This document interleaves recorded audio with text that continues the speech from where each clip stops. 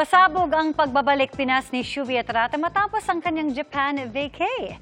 Napasabak agad siya sa runway kasamang ilang Sparkle Stars at nakipag-bonding with her fans sa isang event. Makichika kay Athena Imperial.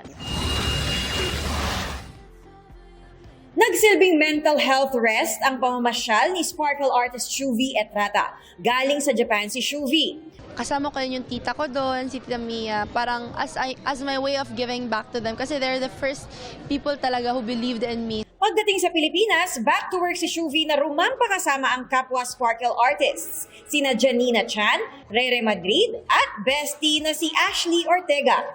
Overwhelming daw ang experience na ito para kay Shuvi. Tila naging prinsesa si Shuvi nang irampa niya ang ball gown ng designer na si Rian Fernandez. Na-overwhelm ako kasi pinapalakpakan nila ako. Usual ba ito nangyayari na pumapalakpak yung mga tao na nanonood? I was really grateful for that opportunity na makapaglakad. Overwhelmed rin si Shuvi sa kanyang fan meet sa Quezon City kamakailan. Game pa siyang nakipag-dance showdown sa mga spot na si Shuvido. Present din sa fan meet ang mga magulang ni Shuvi. You poured your effort, your time, your love sa lahat ng hirap, sa mga panahong tahimik, sa mga panahong sobrang saya. There were times na gusto ko na sumuko or I doubted myself. Diba sila?